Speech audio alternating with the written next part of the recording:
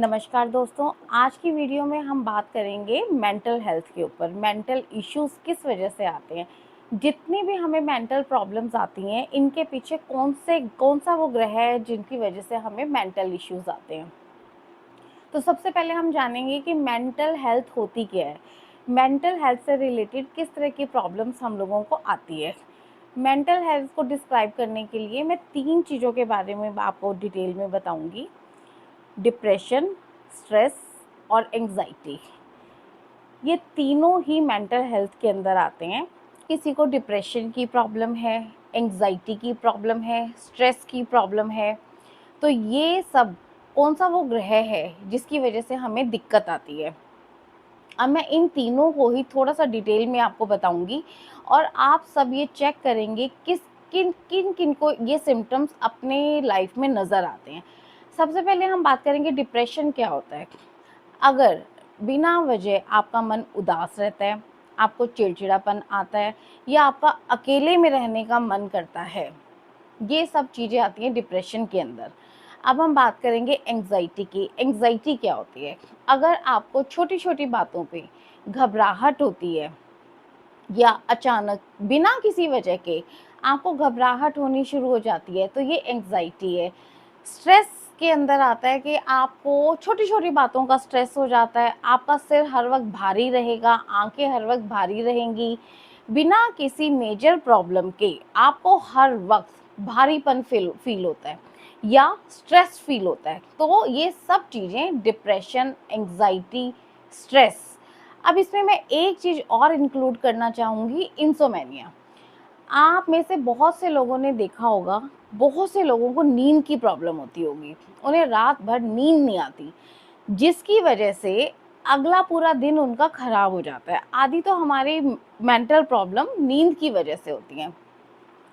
तो depression, anxiety, stress और insomnia, नींद ना आना, ये सब जिस ग्रह की वजह से होती है वो है राहु।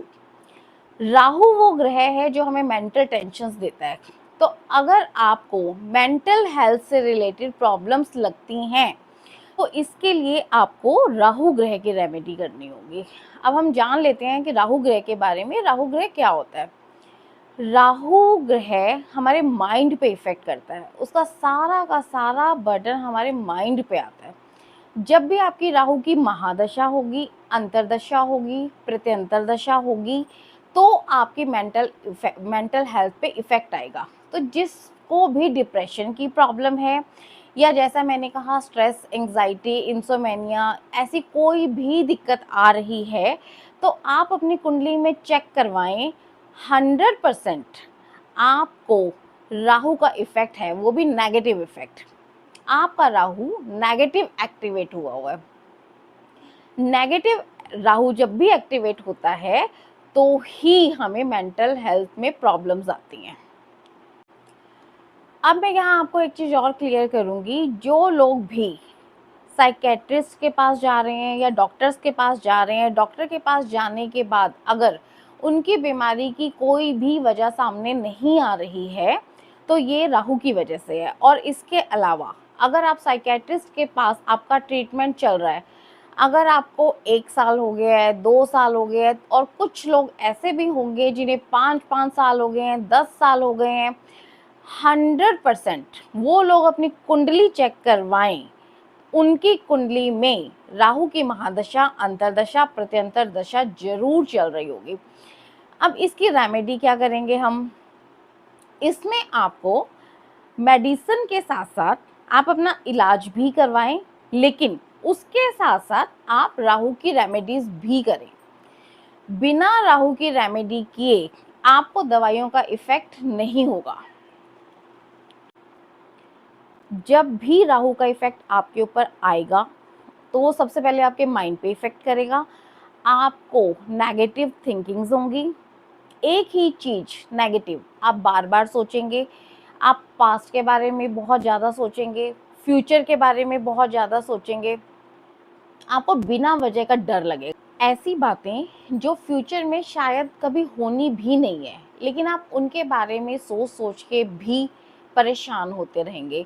तो आप सब चेक कर सकते हैं कि क्या इस तरह के सिम्टम्स आपकी लाइफ में भी हो रहे हैं, आप भी महसूस कर रहे हैं। तो मैं इसमें आपको राहु की बहुत सिंपल सी रेमेडी बताऊंगी, जिसको कोई भी कर सकता है, बिना कुंडली दिखाए भी आप अपनी प्रॉब्लम्स को जान के ये रेमेडी कर सकते हैं। तो जैसा मैंने आपको बताया कि राहु सबसे पहले हमारे माइंड पे इफेक्ट करता है, वो हमारे माइंड को स्टेबल नहीं रहने देता। सबसे पहले आपको अपने माइंड को स्टेबल करने की ज़रूरत है, जिसके लिए आप योगा का सहारा ले सकते हैं, योग कर सकते हैं और मेडिटेशन कर सकते हैं।